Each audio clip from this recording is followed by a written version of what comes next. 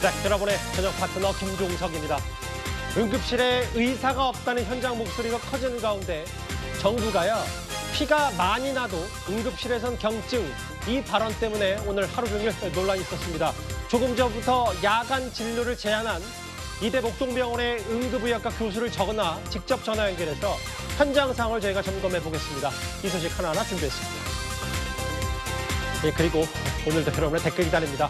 뉴스타팬 유튜브 생방송에 의미 있는 댓글 남기시면 저희가 소개도 하고 질문도 받아보겠습니다. 멀리 가지 마십시오. 1분 뒤에 바로 돌아옵니다.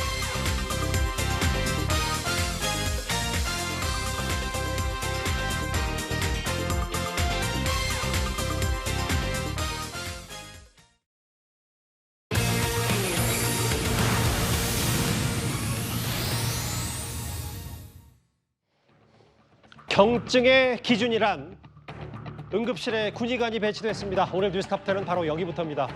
저녁이 되고 해가 지면 근무할 의사가 없다. 현장에서는 응급실 찾기가 그렇게 어렵다는데 정부는 아직 큰 문제는 없다고 하고 참 혼란스럽습니다. 여야 할 것 없이 현재 의료 공백 사태에 대한 질타가 이어지고 있는데요. 그런데 주무부처 차관이 응급실에 관련해서 어제 오늘 이런 말을 했습니다. 한번 들어보겠습니다. 안철수 의원이 네. 붕괴 상황 아니라는 복지부 차관의 말을 누가 믿겠냐. 현실을 호도하고 있다. 글쎄요, 무슨 근거로 그렇게 말씀을 주시는지 모르겠는데 예. 제가 분명히 의료 현장에 어려움이 있다는 것은 인정을 했고요. 그거 자체를 부인하는 것이 아닙니다. 그런데 어려움이 있다고 해서 마치 내일 모레 모든 의료기관이 뭐 붕괴라는 표현이 뭔가요? 그게 의료기관 문을 닫고 환자 진료를 못하는 상황인데 왜 그런 표현들을 써가면서 국민 불안을 가중시키는 표현들을 하시는지 잘 이해가 되지 않습니다. 좀 팩트에 근거해서 해야지 너무 이렇게 국민들을 불안하게 하는 그런 그 표현이나 이런 것들은 좀 저는 적절하지 않다고 봅니다. 그러니까 박민수 보건복지부 차관의 얘기는 이렇습니다. 이른바 응급실 뺑뺑이는 의정 갈등 전에도 수년간 있었던 일이고 그중에 오늘 의협에 직접적인 비판을 부른 말도 있어요. 하나하나 보겠습니다. 윤석 대변인님.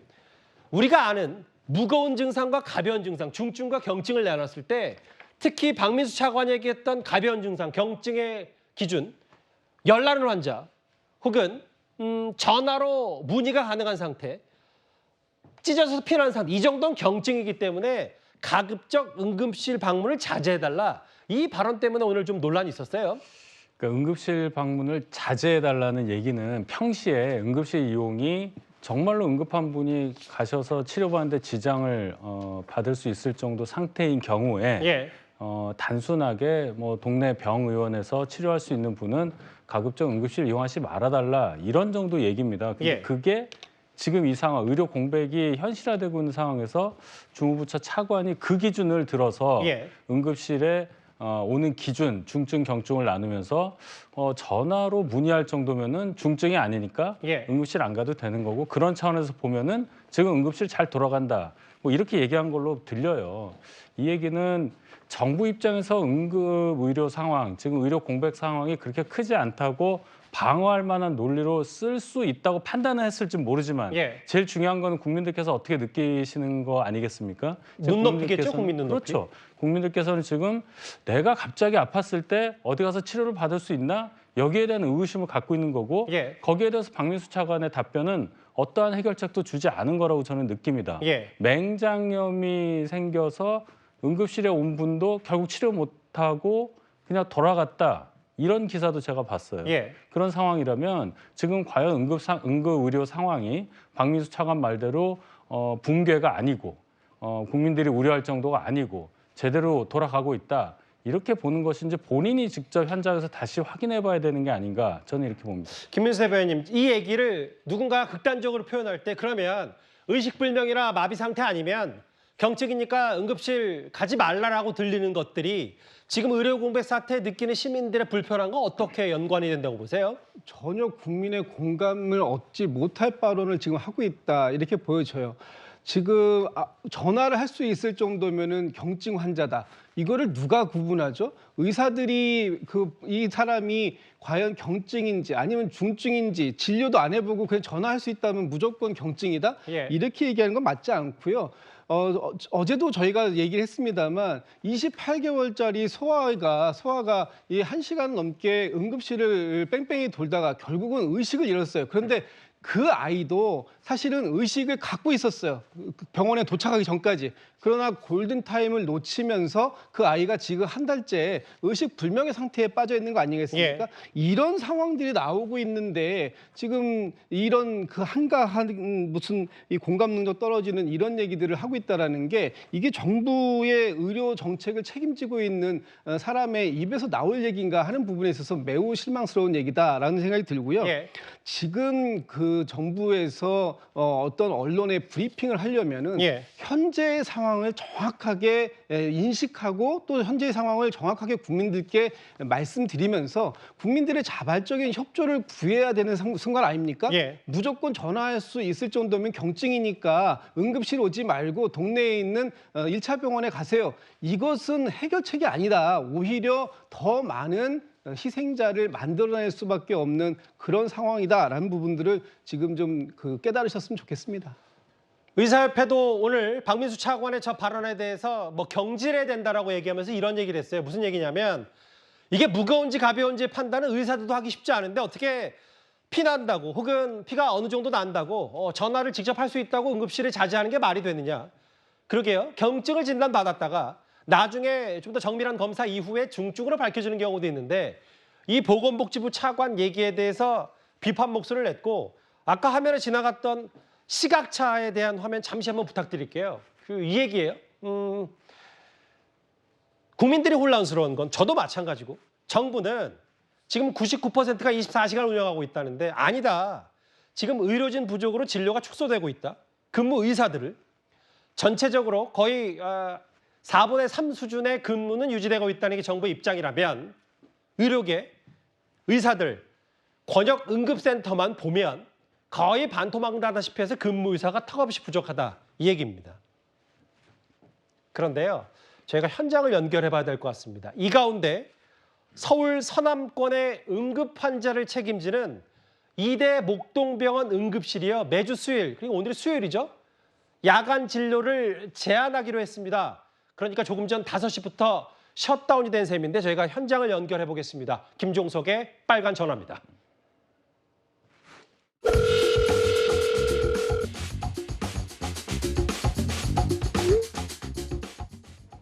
그럼 조금 전에 응급의학과가 문을 닫은 이대 목동병원의 남궁인 응급의학과 교수 직접 만나보겠습니다. 교수님 나와 계시죠? 네, 안녕하세요. 경험 없으실 텐데 전화 연결 감사드립니다. 제가 미리 듣기로도 현재 한 8명 정도가 이대 목동병원 전문의가 응급실에 근무하고 있다고 들었는데 이제 조금 전부터 그러면 응급실 야간 진료를 아예 못하게 되는 겁니까? 아닙니다. 응급의학과 전문의가 아니라 예. 탁과 전문의 선생님이 진료를 일단 맡아주기로 했습니다. 저희가 응급실을 그래도 닫는 건 저희가 직장을 폐쇄하는 일 아닙니까? 예. 그래서 최후의 방법으로 응급학과 전문의가 아닌 탁과 전문의 선생님이 근무를 하고 있습니다. 저도 이제 새롭게 내용을 접했는데 왜냐하면 기존에는 오늘부터 수요일 오후 저녁 5시부터 이대 목동병원 응급실이 성인 야간 진료를 못 본다고 했는데 다른 과에서 긴급 수혈해서 지금 응급실은 어느 정도 운영이 되는 게 지금 새로운 내용이네요.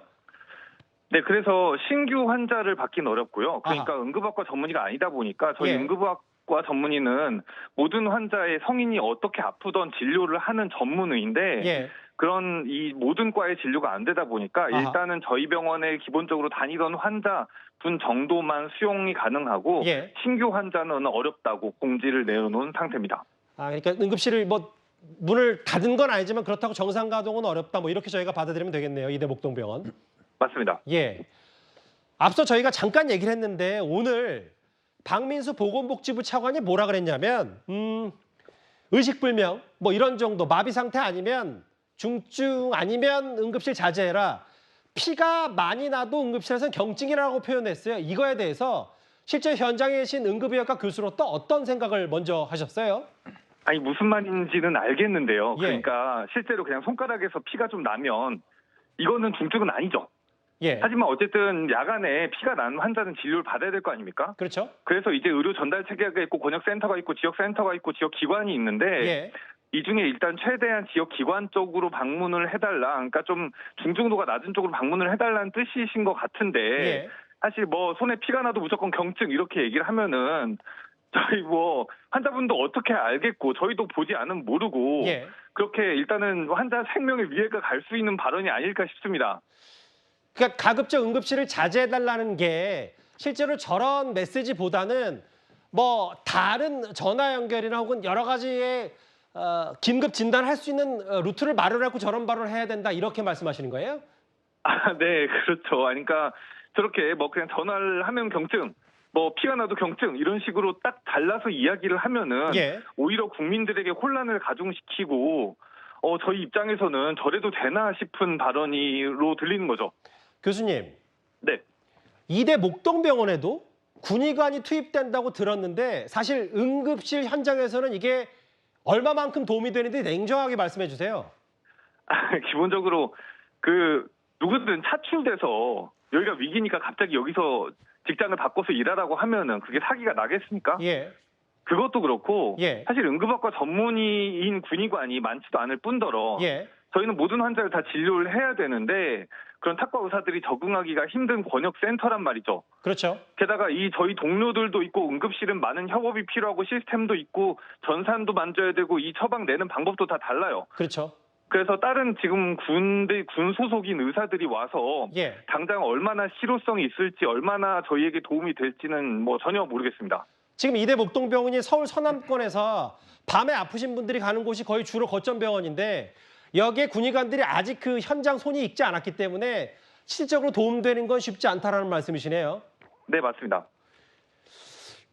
이거는 어떻게 생각하시는지 궁금해요. 저희가 이 보도를 했는데 그 한 달 전에 있었던 일, 그러니까 28개월 2살 여자아이가 한 달째 의식불명인데 그게 응급실 11곳 뺑뺑이를 돌아서 제때 치료 못 받아서 지금 그 상태다라고 전해드렸는데 정부가 어제 무슨 조치를 했냐면 왜 돌려보냈냐, 응급실들 조사한다는데 11곳, 이거에 대해서 현장에서는 어떤 반응을 보이고 있습니까?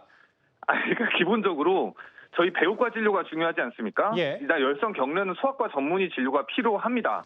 근데 이거는 이제 지금 현재 그 의정 갈등 이전부터 소아과 진료가 안 되는 병원이 아주 많았고 이미 소아과는 거의 붕괴 상태였어요. 예. 그래서 저희가 받고 싶어도 배우 진료가 안 되고 입원이 안 되고 중환자실 케어가 안 되면 못 봅니다. 예. 아마 그런 사정 때문에 환자를 어쩔 수 없이 안타깝게 수용을 거절을 한 상태일 텐데 예. 그걸 다 조사하겠다고 하면은 이미 뭐 조사할 내용도 없을 뿐더러 예. 저희가 지금 현장에서 맞서 싸우고 있는데 그게 사기가 나겠어요? 예, 전혀 뭐 불합리하다고밖에 느껴지지 않습니다. 응급실 11곳도 각기 사정이 신규 환자를 급하게 받을 만한 사정이 안 돼서 돌려가는 뿐인데 그걸 법적 조치한다는 게 말이 안 된다는 말씀이시네요. 네, 물론입니다. 마지막 질문 드릴 때요. 지금 바쁘실 테니까 현장에서 봤을 때 뭐 일부 의사들은 국민의힘 한동훈 대표가 난 보류안, 의대 증원 중재안을 받든지 아니면 보건복지부 장차관을 경질하면 물꼬가 트인다는 일부 의사들의 말이 있는데 응급의학과 전문의로서 이런 그 대책은 없는지, 왜냐면 시민들이 이렇게 계속 우려하는데 그냥 마냥 시간만 보낼 수는 없거든요. 어떻게 보세요? 근데 저는 일단 당직 서고 혼자서 중증 환자 받아내느라 너무 바빠서 이게 지금 그런 걸로 그러니까 단순하게 뭔가를 바꿔서 이제 해결될 문제가 아닌 것 같아 보입니다. 그냥 예. 당장 환자들은 너무 아프고 예. 일손은 너무 부족하고 근데 정책 하나 이제 바꾼다고 해서 예. 뭔가 이제 갑자기 저랑 같이 근무한 인력이 늘어난다든지 배우과 인원이 갑자기 충원된다든지 이런 환자분들이 갑자기 저희가 수용할 수 있게 된다든지 저희가 별로 뭐 희망이 보이는 것 같지는 않습니다. 예. 네, 다만 어쨌든 예. 뭐 이런 갈등 상황 때문일 테니까 이런 갈등 상황의 봉합을 현장에서 아주 뭐 간절히 바라고 있습니다. 알겠습니다. 그러니까 현장에서 지금 매 분초가 긴박하고 그런 어렵게 진료를 보고 있는 시점이라서 멀리까지 볼 정도의 겨를이 없다 이런 얘기신데 알겠습니다. 조금 전에 응급실 진료를 제한한 이대 목동병원의 남궁인 응급의학과 교수 전화 연결해봤습니다. 말씀 고맙습니다. 감사합니다. 예. 현장 목소리를 좀 들어봤고요. 실제로 여기 지금 남궁인 교수 연결했는데 이대 목동병원이 매주 수요일 야간 응급진료를 제한한다. 그런데 현장에서 들려온 새로운 얘기는 탁과 의사들이 지원을 와서 응급실이 아예 문을 닫은 건 아니지만 실제로 신규 환자를 받긴 어렵다라는 게 얘기예요. 지금 지역 거점병원 포함해서 이대 목동병원, 서울 서남권의 거점병원까지 응급진료를 제한한다. 이렇게 되면 또 밤에 아프신 분들도 걱정이 이만저만이 아닐 텐데 다음 화면을 보겠습니다. 윤기찬 대변인, 아까 남궁 교수도 얘기를 했다시피 군의관이 투입이 되긴 했는데 지금 현장에서 바로 즉시 전력으로 환자를 보기에는 어렵다는 게 현실적인 것 같아요. 아무래도 이제 그 군의관도 전문이긴 하지만 여기 250명이 이제 8번째 투입된 거거든요. 그런데 250명 중에 일단 15명을 응급실에 배치한다는 겁니다. 근데 그중에 절반 정도가 응급의학과 전문의 자격을 갖고 있고요. 나머지는 이제 응급의학과하고 상관이 없습니다. 그리고 저기 보시면 공보의 같은 경우에는 이제 사실은 전문의가 아니거든요. 그렇기 예. 때문에 이전에 전문의 자리를 대체할 수는 없어요. 촉탁이나 교수 자리도 대체할 수 없습니다. 다만 그 이전 2월 달에 이탈했던 저희 그 전공의 자리는 대체할 수가 있는데 아까 말씀하신 저런 의료 병원 내 자체 시스템의 이질적인 문제도 없지 않아 있기 때문에 사실 이제 응급조치 정도 그리고 실제 응급실에 안 돌아가는 이유 중에 하나는 이제 예. 배후 진료가 망가졌기 때문이잖아요. 그러니까 사실 응급조치 이후에 이분이 예를 들어서 뭐 심혈관에 문제가 생겼다 그러면 심혈관을 진료할 수 있는 이제 배후 진료 의료인이 있어야 되는데 그 부분이 예. 이제 많이 무너졌기 때문이거든요. 그렇게 두 가지가 다 이제 제대로 돌아가야 되기 때문에 응급조치만으로 될 수는 없다. 다만 예. 제가 한번 깊이 생각해 볼 부분은 이겁니다. 지금 현재 의사분들이 많이 부족해요. 이 부족하게 된 원인은 여러 가지가 있죠. 그런데 어쨌든 그렇다면 의사분들이 받을 만한 정부가 그런 안을 내야 되는 것인지. 예. 근데 그런 안 자체가 지금 모르잖아요. 어떤 안을 받아들일지에 대해 몰라요. 한동훈 예. 대표도 여러 안을 냈지만 예. 현재까지 해결 수단으로 작동하지는 않고 있단 말이죠. 그렇다면 현재까지 알려진 거는 2025년도부터 의대 정원을 이전으로 되돌리면 이걸 받겠다는 거죠. 그럼 그렇게 가야 되는 건지 아니면 정부 정치권과 그다음에 여러 정치인들 정부가 나서서 의사분들 설득 더 해야 되는 건지 그다음에 의사분들로 하여금 중지할 수 있도록 예를 들면 뭐 1000명 단위로 10년 늘리는 예. 것 이런 안을 설득시켜야 되는 것인지 저는 이런 안부터 먼저 얘기를 해야 되는 것이고 현재 이런 응급실이 제대로 돌아가려면요 지금 이제 국민적 불안을 해소하려면 2025년도부터 의대안을 이전으로 돌려야 돼요.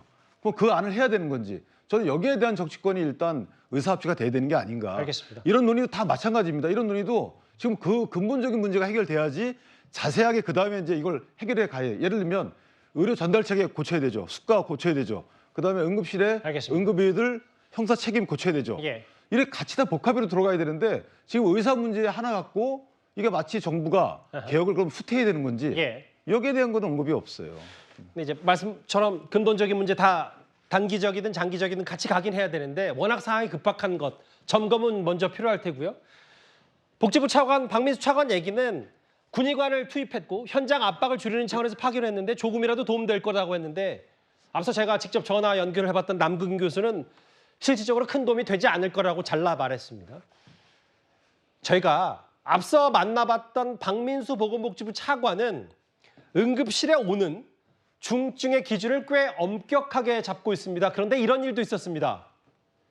순간 접착제가 눈 속에 들어가서 실명 위기인데 무려 20곳의 응급실 뺑뺑이를 돌았다는 겁니다.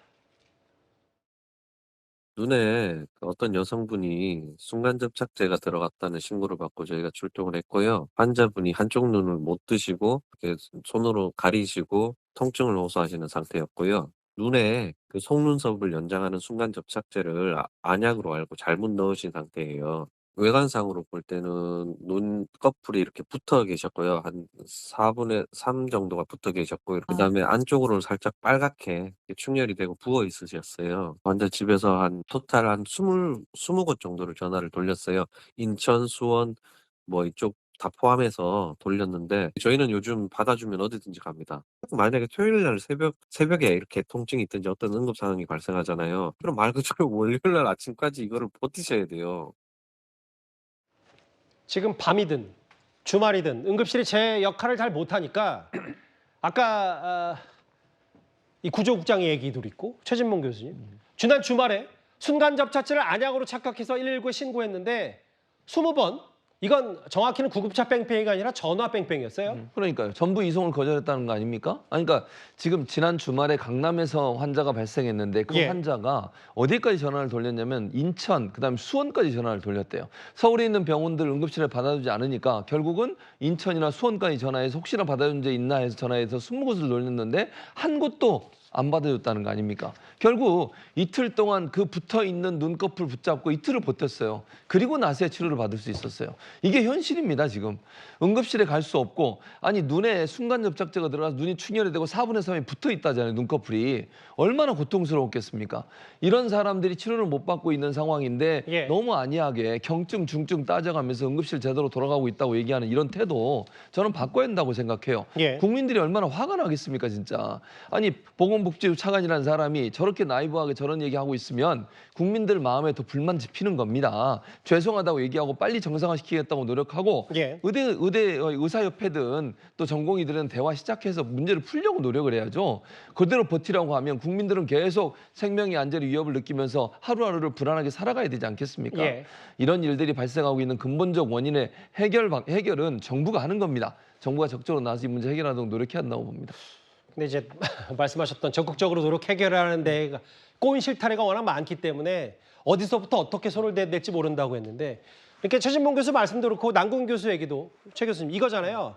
남궁인 교수 아까 저희가 직접 전화했을 때도 이거 응급실들 의사들 탓할 수만은 없다. 이게 처절하게 사투하면서 실제로 진료를 보고 있어서 이 병원들도 물론 이 분이 워낙 순간적으로 실명 위기에 겪었으니 급박한 상황인데 이 정도 수준의 환자를 받지 못할 정도로 지금 모든 응급실이 재구실을 못하고 있다. 이렇게 받아들여야 되는 거잖아요. 그렇게 받아들여야 되는 거예요. 그리고 문제는 뭐냐면요. 저분 지금 이제 안과의 치료를 받아야 되는 거잖아요. 예. 그러니까 응급의학과에서는 간단한 치료는 가능하지만 이제 안과 전문의가 와서 이걸 치료를 해야 되는 거예요. 예. 예전에는 응급실 안에 그게 시스템적으로 준비가 돼 있기 때문에 만약 안과 전문의가 비상대기를 하고 있다가 언제든지 전화하면 올 수 있는 상황이었단 말이죠. 예. 지금은 그게 안 돼요. 그러니까 문제가 발생하는 겁니다. 응급의학과 교수들도 필요하지만요. 응급의학과 의사뿐만 아니라 전문의들도 대기가 가능한 상태가 돼야만 언제든지 문제가 돼서 치료가 가능한 상황이 되는 거예요. 근데 예. 그런 분들이 다 병원을 떠나 있는 상태이기 때문에 문제가 발생한 거고 지금 응급실 문제도 바로 그런 문제입니다. 남궁 그 의사 선생님이 얘기했던 것처럼 예. 그분은 지난번에 뭐라고 얘기했냐면 전체 100%의 가동률이라고 하면 현재는 30% 정도 돌아가고 있다는 거예요. 그것도 의사들의 온 힘을 다해서 버티고 있는 상태예요. 정부는 75% 정도라고 얘기를 그게 했는데 괴리가 생기는 거잖아요. 그러면 의사 선생님들은 30% 돌아가고 있다는데 정부는 70% 돌아가고 있대요. 그러면 어디에 대체 문제가 발생하는 겁니까? 제대로 된 검증 인지도 잘 모르겠고요. 정부가 이런 부분에 대한 실태 조사를 좀 더 현실적으로 할 필요가 있고 저는 뭐 문제 해결이 여러 실타리가 있지만 대화부터 시작해야 한다고 생각해요. 그 부분이 처음부터 다 시작을 해서 예. 문제를 풀기 위한 노력들을 지금부터 시작해야 한다고 봅니다. 결국 저 눈에 순간 접착제를 넣었던 그분은 이제 실제로 직접 병원을 찾아가는 상황까지 발생을 했는데 저 말고요. 순간 접착제 사고 말고요. 저 김준욱 대변인님. 사실 최근에 가장 충격적이었던 게 지금 여전히 의식불명 상태인 응급실 뺑뺑이 돌다 의식불명된 지 2살 28개월 여자아이요. 이 아이가 어제 우리가 속보로 만나봤다시피 정부는 이제 11곳 그 지나친 응급실에 대해서 법적 처분 얘기까지 검토하고 있는데 어떻게 받아들이셨어요? 정말로 이런 거를 우리가 탁상 행정이라고 얘기하지 않습니까? 아니 지금 이미 다 지나간 그 상황 속에서 이 과정들을 복귀하는 거 중요합니다. 예. 그러나 이 복귀를 통해서 어떤 실효적인 대책을 만들 수 있죠? 좀 전에 우리가 그 남궁인 교수님하고 통화에서도 이런 얘기가 나왔었는데 이게 실효적이지도 않고 각 병원의 응급실의 상황에 대해서 알지도 못하는 상태고 또 하나는 여기에서 근무하고 있는 의사 선생님들께서 이런 경험, 이런 걸 조사받고 이런 거 취재하고 이런 거 하다 보면은 결국은 사기도 꺾여서 그나마도 열심히 하고자 하는 그런 의지마저도 꺾는 거 아닌가 이런 말씀들을 하시고 계시잖아요. 예. 그러니까 지금 현장을 너무 모르는 상태에서 책상에 앉아가지고 왜 안 되느냐라고만 다구치고 있는 거예요. 정부의 모습을 보면 이런 모습 가지고 이게 과연 어떤 대책으로 작용될 수 있을지 저는 의심스럽습니다. 어제도 제가 이런 식이면 전국에 있는 모든 병원이 아마 한 번 이상씩의 조사를 받게 될 거다 이런 말씀을 드렸는데 예. 저는 그렇게 될까 봐 그래서 더더군다나 지금 이 의료 현장에서 사기마저 꺾어 놓을까 봐 예. 걱정스럽습니다. 그 중간 정리를 하나 해야 될 건 결국은 이게 저희가 현장의 응급 상황 해가지고 밤이 되고 그리고 주말에는 응급실을 찾지 못하는 시민들과 환자들이 늘어나고 있다는 취지인데 뭐 그럼에도 이게 어떻게 정부만 잘못했냐. 의사들도 환자를 볼모 삼아서 집단 이기주의를 지금까지 의대 증원 문제로 잡고 있었던 거 아니냐. 이런 비판에서도 분명히 자유로울 수는 없을 겁니다. 그런데 지난주 국민의힘 연철회 때도요. 친윤 친한 할 것 없이 정부의 대응을 질타했다는 소식을 전해드렸었는데 오늘 의사 출신 안철수 의원이 이런 얘기를 했습니다. 한번 들어보겠습니다. 정부 고위직 방문을 위해서 보여주기식으로 병원을 이렇게 보여주시는 경우가 있는데 아마도 고위직이 그런 곳을 방문하신 거 아닌가 싶습니다. 그러다 보니까 정부 발표가 응급실은 99%가 24시간 운영되고 의료진은 73%가 지금 근무하고 있고 뭐 필수 의료 투자 10조 원 뭐 하겠다 뭐 이런 좀 현장과는 완전히 좀 다른 그런 이야기가 나오는 거 아니겠습니까? 어제부터인가요? 이제 여당 내에서는 특히 안철수 의원, 의사 출신인 안철수 의원이 이거 쓴소리를 좀 내고 있는데 대통령이 지난번 세 번째 공식 기자회견 때 현장 가보면 안다라고 했는데 대통령이 보여주기식 대통령이 온다고 잘 갖춰놓은 현장만 간 거 아닌가 이렇게 꼬집었습니다. 어떻게 들으셨어요? 일단 그날 국정브리핑 때 대통령께서 의료 현장에서는 결코 그렇지 않다 그렇게 말씀을 하셔서 많은 분들이 동의할 수 없다 이런 말씀을 하셨어요. 안철수 의원 얘기는 대통령의 그 인식 자체가 대통령을 둘러싸고 있는 장관이라든지 수석 이런 분들의 잘못된 보고 때문에 그렇게 된 게 아니냐라고 이제 주장을 하시는 거예요. 예. 잘못된 보고라기보다는 정부 입장에서 대통령에게 올리는 문서의 그 뭐라고 할까요? 그 내용의 방향을 보면 어느 정도 저는 예측을 할 수가 있다고 봅니다. 숫자 위주로 갈 거예요. 방금도 보면은 응급실에 원래 의사가 몇 명이 있었는데 지금 몇 명이 있고 이거는 기존에 뭐 74점 몇 %고 그렇기 때문에 이 정도면은 운영하는데 크게 문제는 없다. 뭐 이런 식의 보고를 받았을 가능성이 크고 그러나 또 한편으로 보면 군의관을 투입했다는 걸 한번 보십시오.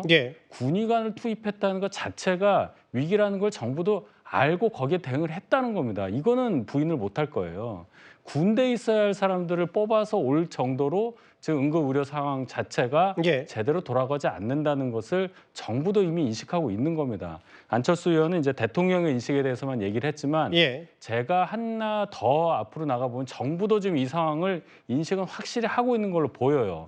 그러나 어떤 특별하게 이 개혁 방향에 있어서 조금이라도 흐트러지는 모습을 보일 수 없다는 아마 그 전제 하에서 지금도 계속 문제 없다, 뭐 경증, 중증 얘기하면서 차관도 그렇게 좀 강경한 얘기를 하고 있는 모양인데 시간이 얼마 없습니다. 그리고 의료 문제는 뭐 정파에 관계없이 뭐 내가 진보다 보수다 아무 상관없습니다. 누구에게나 닥칠 수 있는 전 국민적인 이슈이기 때문에 정부에서도 그리고 대통령께서도 지금 이 상황을 저는 심각하게 인식하고 있는 거다. 저는 그렇게 판단하고 싶습니다. 그러니까 이제 어쨌든 결과적으로 공보위라든지 군의관이 투입된다는 자체가 정부도 위기를 느끼고 있는 거다. 그럼 군의관이 투입되면 군인들은 어떻게 되는 거냐 현장에서. 또 하나 공보위들이 올라와서 하면 또 지역에 있는 보건소들은 실제로 어떻게 됐냐. 이게 아랫돌께서 위에서 올리는 이런 부분들이 근본적인 해결책이 안 된다는 비판도 많이 나오는데요.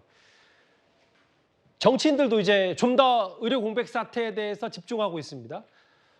며칠 전에 한동훈 대표가 여의도 성모병원을 찾았는데 오늘 이재명 대표는 고대 안암병원을 찾았습니다.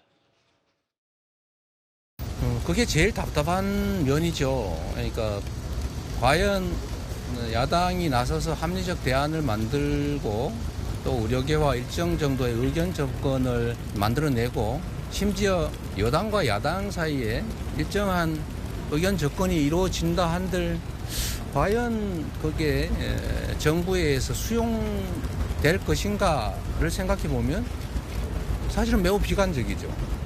그 점이 아마 모든 대화의 가능성, 또 타협의 가능성, 또는 문제 해결 완화의 가능성을 막고 있는 거 아닌가 싶습니다.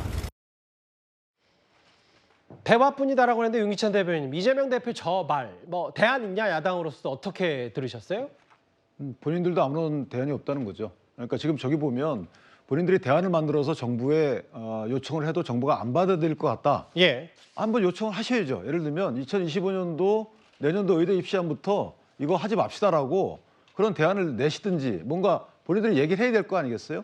물론 정부가 의료 개혁 차원에서 의사수를 늘리면서 이런 일이 벌어진 건 맞습니다. 예. 그런데 그 개혁 때문에 벌어진 건 맞지만 어쨌든 뭐 여러 가지 의료기관이 제대로 안 돌아가는 거에 대해서 이런 안도 있습니다, 이런 안도 있습니다 해가지고 그런 안 내는 건 좋아요. 예를 들면 응급실에 뭐 어떻게 인력을 보충하고 이렇게 얘기하는 건 다 좋습니다. 근데 그런 얘기를 하고 있지 않아요. 현재 힘들다고만 얘기하고 있어요. 그러면 어떻게 해야 되죠? 그러면 개혁안을 후퇴할 수밖에 없는 거죠. 현재 의사분들이 정부 안에 대해서 2020년도 한동훈 당대표 안도 그렇고 어떤 안도 수용하지 않고 있어요. 예. 오로지 요구하는 거는 2025년도 의대 정원안부터 백지화해라. 그러면 그렇게 백지화하자라고 정치권이 얘기를 해야죠. 상당히 무책임한 겁니다, 저거는. 그래서 제 개인적으로 이재명 대표께서 만약에 현재 위험수위다라고 판단하시면 예. 자 그러면 정부에게 또는 대통령에게 자 지금은 어려우니까 의대 증원안을 전면 백지화합시다. 이렇게 제안해야죠. 예. 그리고 나서 그 제안을 받아들이지 않게 되면 그때 정부를 비판해야죠. 근데 지금은 의사분들을 설득하는 일도 안 하고 정부에 대해서 구체적인 안도 제시하지 않고 예. 어렵다고만 얘기하고 있어요. 그건 국민들이 할 얘기입니다. 예. 정치권은 해법을 얘기해야죠. 그제 한동훈 대표가 의료진 고충을 청취하기 위해서 실제로 갔고 오늘 오후에 이재명 대표는 자기감이 든다, 답답하다라고 하면서 용산 태도가 요지부동이다 이렇게 얘기했어요. 꽉 막혀 있습니다, 지금 상황. 그런데 점점 말씀드렸다시피 실제로 현장 상황, 아까 이대 목동병원 연결을 했지만 실제로 상황이 녹록지가 않고요. 윤희석 대변인, 그런데 이제 대구에서 홍준표 시장이 뭐라고 얘기를 했냐면 이런 얘기를 했어요. 집권 여당이 강 건너 불보듯 한다. 뭔가 해법을 내놔야 된다라고 홍준표 대구시장이 한동훈 대표를 겨냥해서 설익은 대책을 툭툭 던진다. 무책임하다라고 했는데 집권 여당의 대변인으로서 저 홍 시장의 지적을 어떻게 받아들이시겠어요? 상황이 지금 잘 안 풀리니까 그런 비판을 하실 수 있는 부분이 있겠지만은 한동훈 대표를 비롯한 지도부가 아무 일도 안 하고 말만 툭툭 던지는 건 아닙니다. 얼마 전에도 한동훈 대표가 예. 전공의 대표와 비공개로 만난 적이 있잖아요. 이건 뭘 얘기하냐면 지금 가장 시급한 게 전공의가 복귀를 하는 거, 물리적으로 복귀를 해서 일을 하면서 뭔가 일이 진행되는 거 이게 제일 중요한데 예. 그런 차원에서 설득이라고 할까요? 그런 작업을 누구라도 해야 하는 상황에서 아무도 안 하고 있다. 그래서 비공개지만 한동훈 대표가 나서서 전공의 대표를 만난 겁니다. 예. 지금 정부와의 채널이 막혀 있고 의료계도 하나의 채널이 아니라 여러 채널로 나뉘어져 있는 상태에서 정부도 누구와 얘기해야 될지를 모르는 상태. 예. 그렇다면은 당에서라도 가장 직접적으로 지금 이 상황을 해결할 수 있다고 볼 수 있는 전공의 대표와 만나서 뭔가 대화를 나눴다는 것은 큰 의미가 있고 박단 대표 만났었잖아요. 한동훈 그렇죠. 대표가. 예. 만나서 그럼 왜 결과가 없느냐인데 지금 한 번 만나서 뭐가 결론이 나올 수 있는 상황은 아니지 않습니까? 예. 여당 지도부 내에서도 의료계 각계각층 인유한 최고위원도 계시고요. 예. 또 한지아 수석 대변인도 있고 이런 의료계 종사하시는 분들 모두 총동원해서 의료계와 물밑에서 계속 대화를 하고 있다. 그런 노력은 인정해 주시기를 바랍니다. 김진욱 대변인 보셨을 테니까 홍 시장 생각은 물론 뭐 한동훈 대표에 대해서 뭐 최근에 이제 앞으로 여의도 정치에 별로 관여 안 하겠다고 했는데 사실 이제 SNS죠. 뭐 의료 개혁은 또 다를 수도 있습니다만 어쨌든 한동훈 대표가 용산이 받아주진 않더라도 뭐 못을 받긴 했지만 유예안을 내긴 냈었잖아요. 근데 이제 집권 여당이 아무것도 안 하냐라고 홍 시장이 비판하고 있는데. 그러니까 유예안을 내긴 하고 거기에서 멈췄기 때문에 저런 비판도 나오는 것이다라고 예. 생각이 돼요. 아무리 용산 대통령실에서 한동훈 대표의 유예안에 대해서 부정적인 생각을 갖고 있다 하더라도 한동훈 대표가 정말로 이 국민들의 건강과 지금의 의료 현장의 심각성을 인식하고 있다면 끊임없이 매일 이런 말씀을 좀 하셔야 되는 게 아닌가. 좀 전에 윤 변호사님께서 이재명 대표가 한 얘기가 굉장히 무책임하다라고 하시는데 그렇지 않습니다. 이미 여야의 대표가 만나서 이 부분에 대해서 상당히 위험한 시그널까지를 그 용산에다가 보냈음에도 불구하고 용산 대통령실의 반응이 진짜 너무나 확고부동하고 요지부동이라는 표현 나오죠. 그렇기 때문에 한동훈 대표라도 더 적극적으로 현장에 가시고 목소리를 좀 내주십사. 그래서 오늘도 이재명 대표도 현장에 간 겁니다. 그리고 이재명 대표가 오늘 이런 얘기해요. 지금 그 유예한 지금 26학년도의 의대 정원 증원에 대해서 재검토해야 할 필요가 있다라는 얘기도 합니다.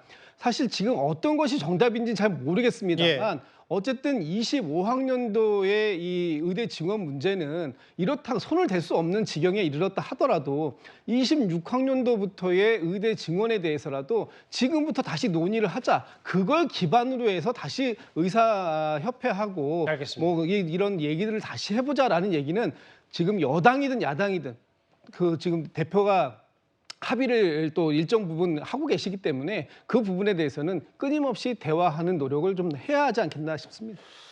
근데 제가 짧게 괜찮을까요?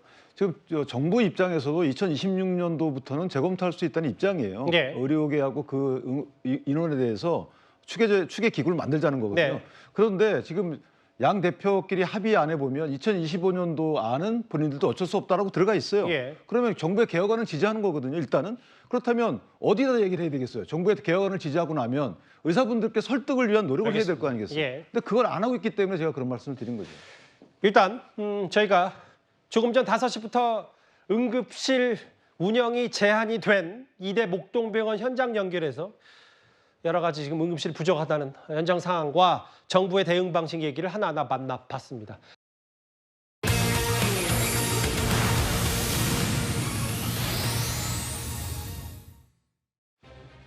윤석열 정권 계엄 준비설을 주장했던 민주당이 주춤하고 있다. 이게 어제 얘기했는데요. 여당에서는 아니 지금 세상이 무슨 계엄령인가. 나라를 뒤흔들 수 있는 이런 계엄령 의혹이 있다면 뭐라도 좀 야당이 내놔야 되는 거 아닌가.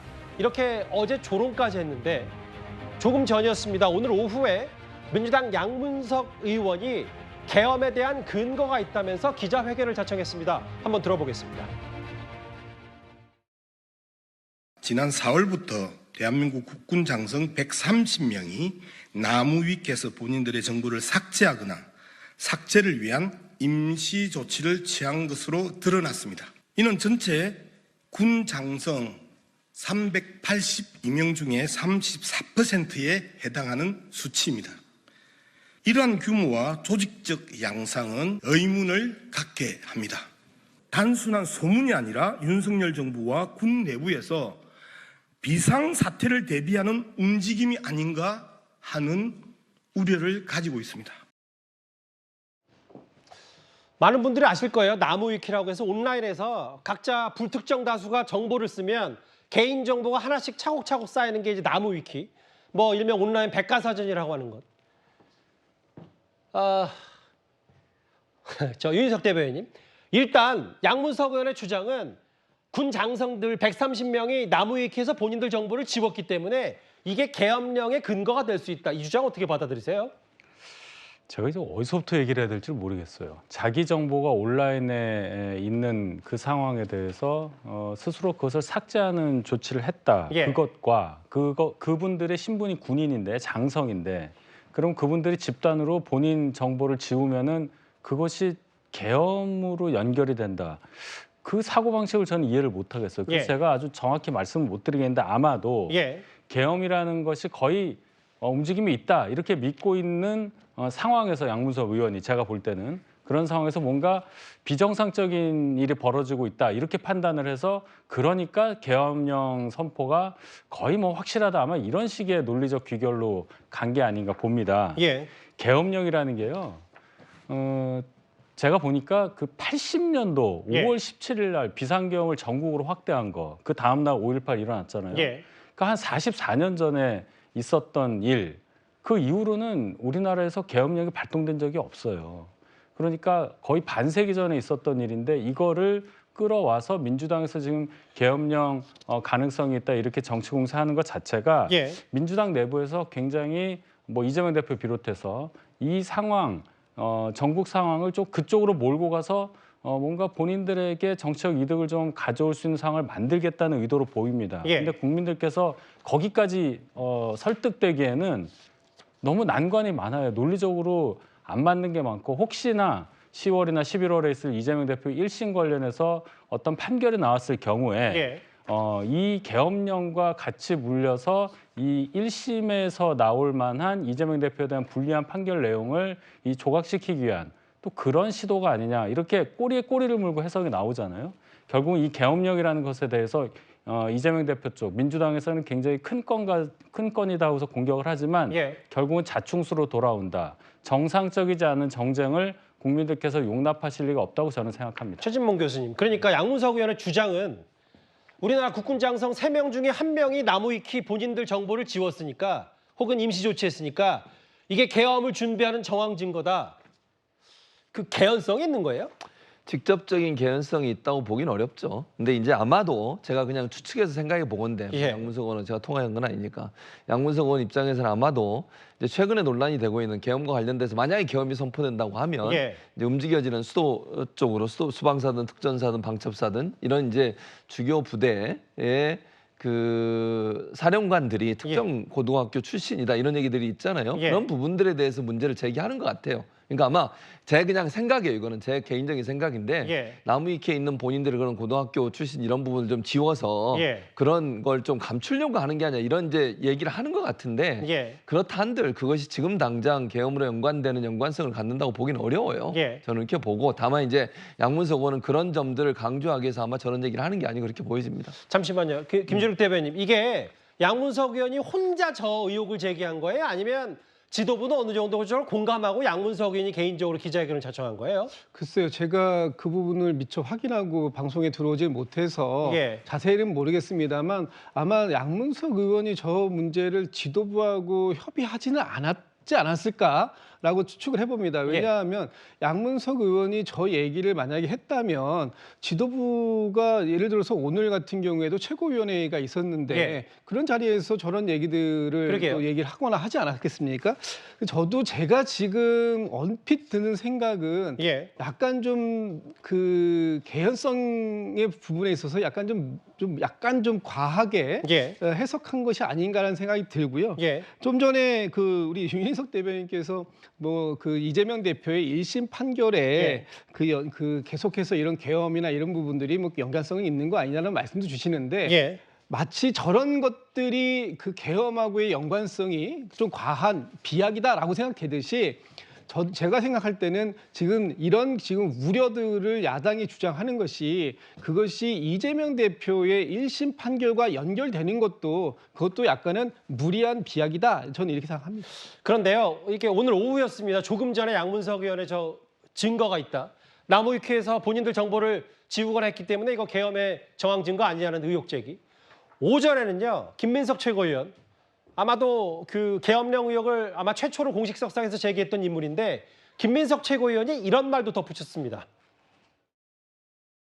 물을 때 정황을 아주 구체적으로 물었습니다. 어디서 모여서 어떻게 이동했고 누가 안내했고까지 물었습니다. 근데 그에 대한 김영현 후보자의 답은 동의할 수 없습니다 였습니다. 그 사람들을 소집할 수도 없는 거고 만나는 것은 불가능한 것입니다. 이걸 제보한 사람을 밝혀라?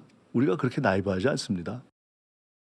그 대통령이 그 계엄령을 지금 뭐 준비를 하고 있다면 야당에 대한 탄압으로 그 계엄령을 준비하고 있다면 저부터 앞장서서 시위에 나설 테니까 제발 그 근거를 좀 제시해 주시기 바래요. 이제 10월 달에 곧바로 이재명 대표에 대한 이제 판결이 나오잖아요. 네. 추석에 국민들에게 이 정부에 대한 불안감과 공포를 갖다 계속 불러일으키고 불신을 불러일으켜서 그 자신들에 대한 판결이 나왔을 때 그것을 희석시키기 위한 그런 의도. 이재명 대표 1심 선거 앞두고 여론전 펼치는 거 아니냐는 게 국민의힘 얘기인데 김민석 의원이 최근에 뭐 다른 의원들은 숨고르기 하는 와중에도 의혹 제기를 거두지 않았어요. 원래 여권에서 봤을 때 야당의 이런 계엄령 주장 황당하고 터무니없다고 하면서 실제로 계엄령은 국회에서 과반 동의를 받으면 해제가 되는데 현재 야권이 거대 야당이기 때문에 실현 가능성이 없다는 게 야당의 얘기거든요. 근데 이제 윤기찬 대변인, 김민석 최고위원의 얘기는 아니다. 현행 범위가 넓어서 야당 의원 다수를 체포해서 과반을 막을 수 있다. 이런 주장을 새롭게 했어요. 근데 저거는 논리적으로 맞지가 않아요. 이제 김민석 의원의 말은 이해를 하겠는데 예. 저게 이제 박근혜 정부 시절에는 여소야대지만 그때는 의석 차이가 크지 않았거든요. 그래서 저런 이제 얘기가 나왔지만 지금 같은 경우는 의석 차이가 너무 크기 때문에 40몇 명을 다 체포해야 된다는 거거든요. 설령 48명 정도를 체포한다 하더라도 국회에서 아마 적부심에서 그걸 통과 못하면 다시 또 풀어줘야 돼요. 그런데 그 풀어주고 그러니까 적부심에서 부결할 수 있는 또 의석수를 다 갖고 있단 말이죠. 예. 그러니까 논리적으로 저 말은 성립할 수 없는 거고 또 하나는 이제 여러 번 말씀들을 하시는데 뭐 행안부 장관이 뭐 특정 고등학교 출신이다.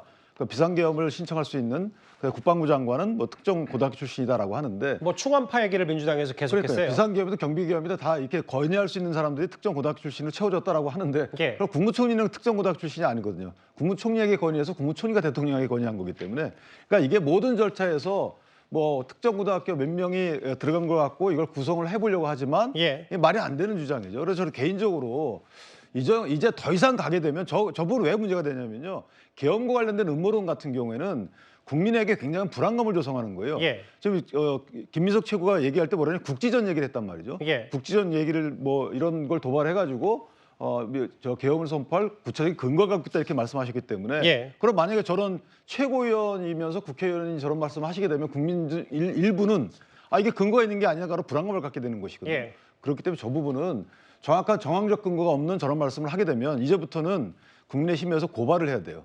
저분 더 이상 말씀 못하게 고발을 해야지. 예. 저게 허위사실 유포 아니겠어요? 어느 정도. 왜냐하면 계엄이라는 건 근거가 있는 거거든요. 그러니까 국회의원을 체포하거나 구금할 수도 있다는 법적 근거가 있다는 것도 허위 사실이기 때문에 국민의힘이 법적 대응해야 된다. 아니죠. 그러니까 저것은 본인들이 수치적으로 보면 맞는 얘기지만 예. 실제로는 불가능하잖아요. 왜냐하면 법리의 석상 불가능해 아까 제가 말씀드렸지만 다수당이 그 체포를 동의해야지만 체포가 되는 거거든요. 예. 그러니까 안 되는 겁니다. 저 부분은 법률을 오역할 수 있다고 보지만 아까 제가 말씀드린 대로 분명한 근거를 갖고 있다 얘기했잖아요. 예. 그 분명한 근거를 갖고 있다고 허위사실 유포했기 때문에 그 근거에 대해서 본인이 만약에 말씀 못하게 되면 고발해야죠. 잠시만요. 하나 더요. 윤 대변인, 윤 부위원장님. 여기 보면 그 여러 몇 가지 안 되는 근거를 내던 민주당이 계엄령 얘기할 때 특히 얘기하는 게 바로 박근혜 정부 때 8년 전 계엄 문건인가요? 이거 얘기할 때 당시 다 무죄 나오지 않았냐, 무혐의 나오지 않았냐. 아니다. 그 문서 작성한 군 관계자의 유죄이기 때문에 이걸 단순히 무죄 나왔다고 해서 허투루 볼 일은 아니다라고 얘기했어요. 그건 증거가 없기 때문에 된 거지 저게 실행이 안 돼서 된 게 아니에요. 저게 문건 작성 시기가 2017년도 3월이거든요. 예. 근데 저게 밝혀진 거는 2017년도 7월부터 해가지고 3, 4개월 동안 묵혔다가 그 뒤에 대통령 지시해서 수사가 시작된 거예요. 예. 그렇다면 저게 만약 심각한 거였다면 그 당시에 대통령이 이렇게 3, 4개월 묵혔습니까? 두 번째, 송영무 당시 국방부 장관도 보호를 받고 법률적으로 문제가 없다라고 본인이 얘기했다. 예. 그랬다가 나중에 그렇게 얘기 안 했다라고 확인서 받아서 기소가 됐어요. 거짓말했다는 혐의로. 그렇다면 군 수뇌부, 문재인 정부에서 임명한 국방부 장관도 이게 문건이 문제가 없다라고 여겼기 때문에 그 당시 아무 문제 제기하지 않았던 거거든요. 그런데 대통령께서 당시 문재인 대통령께서 이거 문제가 있다라고 주장하니까 그 뒤에 비로소 본인도 문제에 동의한 거거든요. 두 번째, 이전에 이제 여러 문건이 있는데 예. 그중에 국회의원 체포 문건도 있었단 말이죠. 근데 그거는 다 모아놓은 거예요. 예. 최종본에는 없어요. 근데 최종본에 없는 걸 갖고 지금 문제화해가지고 그 당시에 정치 공방을 했다는 알겠습니다. 것이죠. 근데 김민석 최고위원, 김민석 의원이 얘기한 게 이것뿐만 아니라 그 윤석 대변인님, 사실 지난번 김영현 국방장관 청문회 당시에 거의 그 최초로 계엄의 증거가 있다. 왜냐? 수방, 특전, 방첩사령관, 한남동 군관으로 불러서 계엄 얘기했냐? 이 의혹을 민주당에서 얘기했는데 김민석 최고위원은 본인이 근거 있는 제보다라고 명확히 못을 박았거든요. 아마도 김민석 최고위원이 지금 자신 있게 얘기하는 그 근거의 수준이라는 게 경호처장이 저 3명의 사령관을 소집했다. 그러니까 이게 이례적인 일이기 때문에 이건 계엄이다.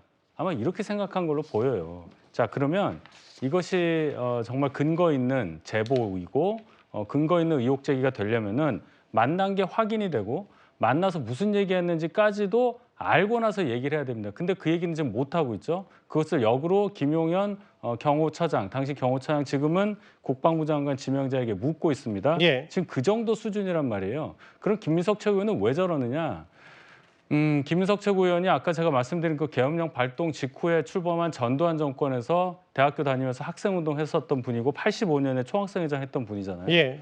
모든 인식 체계가 아마 한 40년 전, 50년 전 그쪽에 머물러 있는 걸로 봐요. 지금 경호처장, 아마도 박정희 정권 말기에 했었던 차지철 경호실장 그 생각하면서 여러 가지 상상력을 동원해서 본인이 갖고 있는 어떤 지식, 예. 경험 이런 거를 넣어서 지금 계엄령에 대해서 확실하게 본인이 주장하고 있는 걸로 보이는데 국민들께서 이거 이해하시겠습니까? 그런 거 어느 정도 이 상황이 있었던 것을 경험했던 분이어야 이걸 알겠는데 예. 지금 우리나라에서 나이 순으로 봤을 때 중위 연령이 46세예요. 예. 그럼 그런 분들이 이 말을 지금 이해를 하겠냔 말이에요. 김민석이 본인이 갖고 있는 개인적인 인식 체계와 경험을 가지고 지금 이 전국 상황을 완전히 오도하고 있는 거 아니겠습니까? 여기에 대해서 정말 확실하게 근거를 못 내면 김민석 의원은 정치적으로 큰 책임을 져야 한다고 저는 주장합니다. 우리나라에 지금 인구가 제일 많은 게 70년대생들, 뭐 80년대 초반생들인데 윤대의 말씀은 지금 어느 세상의 계엄령이라고 시대착오적인 주장을 한다고 보통 생각할 거다는 얘기를 했어요. 그런데 뭐 김민석, 뭐 박선원 혹은 앞전에 양문석 이런 계엄령 의혹 선봉에 서 있는 민주당 사람들 말고도 그런데 다른 사람들은 발을 빼는 분위기도 있습니다. 한번 들어보겠습니다. 근거가 있는지 없는지는 정확히 모르겠습니다. 뭐 제보가 있다 뭐 그런 얘기도 있는데 그 제보라는 게 되게 그런 상상력인 거 아니겠습니까? 그러나 그걸 갖고서 이 문제를 자꾸 확대시키는 게 그 자체가 문제죠. 제보를 한 사람도 없고 제보가 제가 듣지는 못했습니다만은 대통령 지지가 낮고 또 상식을 벗어난 극우 인사들이 정부 주요 보직에 산하기관에 이렇게 등용하다 보니까 아마 그 비상식적인 국정 운영이 어떤 그 계엄 논란까지 이른 게 아닌가. 근데 이제 최진봉 교수님, 뭐 그러게요. 나라를 뒤흔들 만한 게 계엄령이 있다면 구체적인 증거를 계속 대야 되는데 뭐 조금씩 내놓고 있다고 하더라도 예방주사 차원에서 우려를 전달한 거다. 근거는 정확히 모른다. 많이 혼란스럽습니다.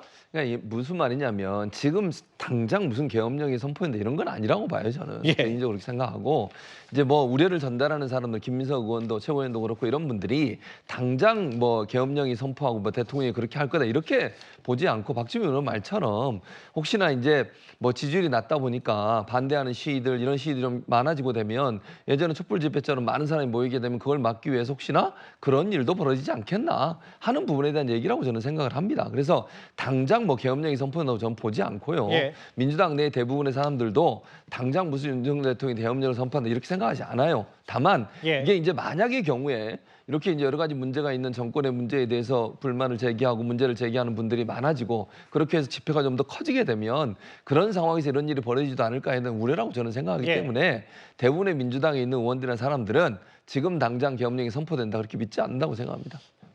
그러면 좋겠는데 사실 이재명 대표도 지난 주말 모두 발언에서 직접 얘기를 했기 때문에 그 이후에 다 파생된 거잖아요. 뭐 한 발 빼는 뭐 중진들 의원들도 있어요. 예방주사 차원이다. 제보 접한 것도 없다. 오늘 국회에서는요. 민주당의 박찬대 원내대표가 교섭단체 대표 연설을 했습니다. 그런데 박 원내대표가 발언 중에 여당의 야유가 나오기도 했습니다. 그런데 작금의 현실은 어떻습니까? 윤석열 대통령은 헌법을 준수하고 있습니까? 국가의 독립과 영토의 보존, 국가의 계속성을 수호하고 있습니까? 윤석열 정부 출범 2년 4개월이 지났습니다. 그 사이에 국민안전, 민생 경제, 민주주의, 한반도의 평화가 위기에 빠졌고 헌정 질서마저 위험에 처했습니다. 협치하겠다는 거야? 뭐 하는 거야? 정부는 일본과의 동맹을 착착 추진하고 있습니다. 이러다가 독도마저 일본에 내주고 자위대가 한반도에 진주하지 않을까 우려가 커지고 있습니다.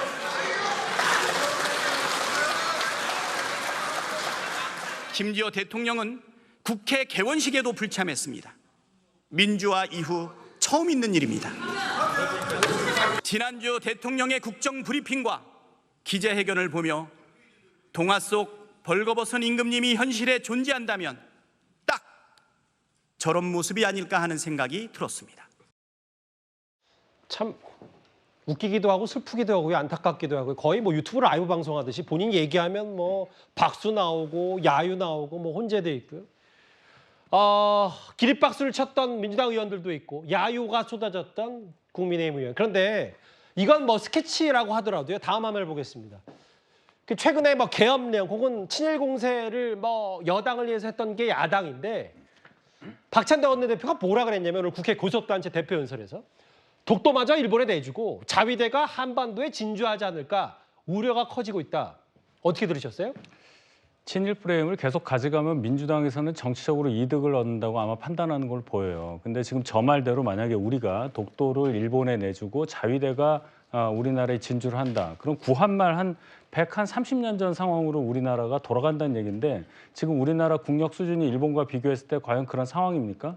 우리나라 국민이 일본에 대해서 그러한 어떤 뭐 열등감이라든지 열패감을 느끼면서 일본의 국력에 짓눌려서 눈치 보고 사는 그런 시대가 아니지 않습니까? 예. 국민 대부분은 일본에 대해서 그런 인식을 갖고 있지 않고 역사 인식에 대해서는 투철하게 갖고 있고 그런 상황인데 계속 한 50년 전, 40년 전 이런 정도 수준의 어떤 생각을 가지고 계속 국민에게 반일 그리고 친일은 악이다. 국민의힘, 정부, 윤석열 대통령은 친일이다. 이런 프레임으로만 공격을 하고 있잖아요. 예. 그냥 단순하게 국방력으로만 봐도 자, 자위대가 어떻게 진주를 합니까? 그러면 육로가 없잖아요. 그럼 해군 통해서 오거나 아니면 비행기 통해서 공군 통해서 오게 되는데 예. 진주를 한다고 하더라도 육상 자위대 수준은 굉장히 형편없어요. 그런 기본적인 사실조차 연구를 하지 않고 그대로 감성적으로만 원내대표가 교섭단체 대표 연설에서 저런 식으로 연설을 한다. 원내대표 자격이 그래도 국회 제1당의 원내대표인데 자격 그리고 수준이 의심스럽다는 말씀을 드리고 싶습니다. 이런 거잖아요. 그러니까 이제 뭐 앞서 계엄령도 그렇고 친일 공세, 뭐 탄핵 이런 것들로 뭔가 계속 부정적인 이미지를 더 씌우려는 정치 공세 아니냐. 뭐 팩트 체크도 제대로 안 해본 채 유인석 대변인이 이렇게 말했는데 어떻게 들으셨어요? 지금 우리가 일본에 대해서 계속 우리 정부를 친일 프레임을 씌우고 있다 이렇게만 볼 게 아니라 일본 정부가 하고 있는 모습들을 좀 자세히 볼 필요가 있습니다. 예를 들면 지금 일본의 자위대는 말 그대로 이 일본 영토 안에서만 자위적 행위를 하는 그런 군대를 얘기했던 거 아닙니까? 그런데 지금 일본은 어떻게 생각하고 있습니까? 일본의 자위대를 이제는 정상 군대화 시키겠다라고 하고 일본의 지금 헌법마저도 바꾸겠다라는 것이 끊임없이 이어져 왔던 얘기예요. 한미일 안보 협력 중요합니다. 중요한데 이 안보 협력 단계를 넘어서서 한미일 군사 동맹 단계로 넘어가려고 하고 있는 게 아니냐라는 모습이 보이고 있다라는 지적도 나오고 있어요. 또 하나는 지난번에 신원식 장관이 얼마 전에 일본하고 이 국방장관 양해각서를 맺었습니다. 그런데 이 양해각서의 내용 자체를 공개를 하지 않아요. 과연 이 양해각서가 국회에 비준은 필요한 것인지 아닌지 확인할 방법도 없습니다. 그렇다면 뭔가 착착 이런 어떤 상황들이 진행되고 있어서 뭔가 가리기 위해서 숨기는 거 아닌가? 심지어는 한미일 군사 이 훈련을 예전에는 이 동해에서 한 적이 없었습니다. 그런데 지금 동해까지 들어와서 하고 있어요. 이런 뭔가의 상황들이 이게 지금 단순하게 일본과의 군사협력, 한미일 군사협력을 강화하는 차원을 뛰어넘는 그런 수준들이 있는 거 아닌가라는 오해를 지금 현 정부가 사고 있다. 그런 부분에 대해서 좀 오해를 풀어달라고 하는데 그거에 대해서 전혀 풀지 않고 무조건 프레임을 더 씌우고 있다. 이런 식으로만 얘기하면 안 된다. 저는 그렇게 생각합니다. 제가 짧게 하나만. 왜냐하면 지금 자위대 문제가 이게 6차 핵실험이 있고 나서 문재인 정부 시절부터 훈련을 같이 한 거예요. 그러니까 이게 북한의 핵 문제에 대응하기 위해서 훈련을 같이 했던 거고 그때부터 해왔던 겁니다. 그다음 미군도 같이 이제 추가된 거고. 그리고 일본군은 유엔군이 아니기 때문에 한반도에 유사시에도 들어올 수가 없어요. 그런 상황을 뻔히 알면서도 그리고 훈련 자체가 문재인 정부 시절에 시작된 걸 알면서도 좀 저런 프레임을 씌운다. 글쎄요, 저는 저것 또한 음모론 아닌가 싶습니다. 그러니까 그게 아니고 동맹이 되면 자동으로 전쟁이 일어나게 되면 한 번에 올 수 있는 상황이 되는 거 그걸 우려로 얘기하는 겁니다. 그러니까 동맹 차원으로 가는 걸 반대하는 이유가 군사 협력은 할 수 있죠. 만약에 필요하면 같이 협력해서 뭐 북한의 공격 이런 부분들을 막아낼 수는 있지만 한일 간의 동맹이 이루어지면 군사적으로 자동 개입 가능성이 있기 때문에 그 부분에 대한 우려를 전달한 거라고 생각합니다. 근데 한일 동맹을 한다고 해도 독도를 내주는 겁니까 그러면? 그러니까 한일 동맹이 독도를 내주는 게 아니고 독도 차원은 독도 지우기에 대한 여러 가지 정황들이 지금 우리나라 정부에서 이루어지고 있어서 그걸 얘기하는 거고 한일 동맹의 문제는 지금 말씀하신 것처럼 한반도에 예를 들면 그 일본군이 들어올 수 있는 어떤 그 가능성을 열어놓는 부분이니까 협력까지는 할 수 있지만 동맹까지 가는 걸 반대하는 거죠. 근데 동맹은 언제 맺는다고 했나요? 군사동맹은 윤석열 대통령도 후보자 시절부터 명백히 안 맺는다고 했단 말이죠. 그러니까 그런 부분이 이제 안 되면 다행인데 그런 우려가 있기 때문에 저는 얘기를 하는 겁니다. 이제 계엄령도 우려고 사실은 뭐 자위대 그 오는 것도 우려고 막 이런 부분이기 때문에 가능성에 대한 시각차가 분명한 것 같고요. 일단 죄송합니다. 박찬대 원내대표가 국회 교섭단체 연설 이 부분에 대한 여러 공방까지 같이 들어봤습니다.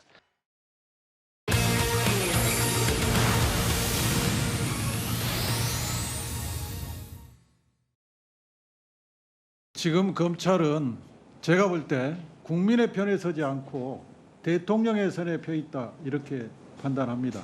표적 수사는 불법이다. 여기에 대해서 후보자는 동의하십니까? 검찰에서 어떠한 사건을 수사할 때 표적을 정해놓지는 않고 항상 증거가 가리키는 방향을 따라서 수사를 하는 것입니다. 검찰의 이재명 대표를 향한 이 지옥의 야차 같은 집요한 수사, 이건 결국 표적 수사다. 저는 이렇게 생각하는데 동의하십니까? 저는 동의하지 않습니다. 검찰이 국민을 버리고 대통령에게 충성해서 얻은 것이 도대체 무엇입니까? 대통령한테 충성하면 총장 자리가 2개, 3개로 늘어납니까? 국민의 편에 서면 있던 총장 자리가 사라집니까? 도대체 검찰이 대통령과 거래를 해서 얻는 게 무엇이 있습니까? 후보자는 대통령께 충성을 맹세하셨습니까? 위원님, 그건 너무 좀 모욕적인 질문이신 것 같습니다. 전혀 그런 사실 없습니다. 지금 수사팀에 있는 검사들은 대부분 10년 차 이하의 젊은 검사들입니다. 위원님도 평검사들이 얼마나 사명감과 정의감이 높은지 잘 아시지 않습니까? 모욕적이다라고 했어요. 심우정 검찰총장 후보자가 어제 청문회에서. 검찰이 문 전 대통령 가족의 수사를 최근 제3자 뇌물죄에서 직접 뇌물죄를 전략을 바꿨고 조금씩 여러 검찰들이 정황 증거를 포착하고 수사의 급물살을 타고 있죠. 그런데 밤사이 이런 일이 있었습니다. 자정 즈음에 이 사진. 문 전 대통령의 딸인 다혜 씨가 이쯤 되면 막 하자는 거냐? 더 이상은 참지 않겠다. SNS에 글을 하나 올렸습니다. 우리는 경제 공동체가 아닌 운명 공동체인 가족이다. 이쯤 가면 막 하자는 거냐? 일단 호준석 대변인 이 말을 어떻게 받아들이셨어요? 이쯤 가면 막 하자는 것이냐라는 말은 이제 많은 분들이 아시는 대로 노무현 전 대통령께서 검사들과의 대화할 때 감정이 격해졌을 때 이제 한 발언이죠. 그러니까 문대혜 씨는 노무현 전 대통령도 부당한 수사를 받았고 본인도 이제 부당한 수사를 받고 있다라는 그런 얘기를 하고 싶은 것 같습니다.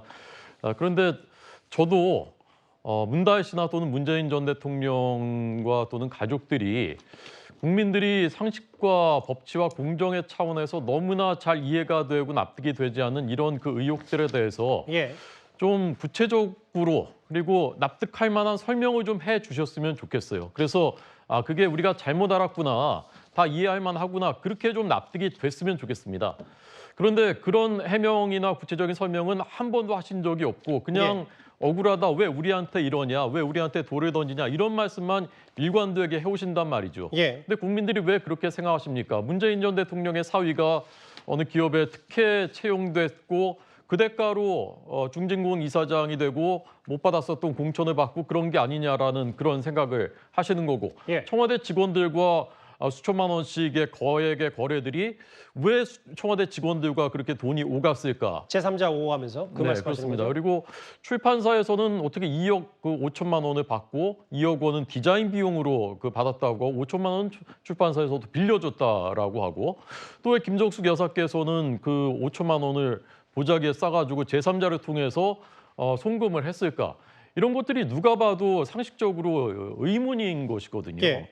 그럼 거기에 대해서 설명을 해주셔야 되는데 구체적 설명은 안 하시고 늘 저런 식의 말씀만 하시고 예. 그렇다고 수사기관에 가서 진술하시는 것도 아닙니다. 모든 관련자들이 다 진술 거부예요. 진술 거부 또는 소환 거부. 예. 그런데 국민한테 그냥 무조건 믿어라. 전 정권 일이니까 그냥 더 이상 얘기하지 마라. 이렇게 하신다면 어떻게 우리 사회가 공정과 법치에 가치를 세울 수가 있겠습니까?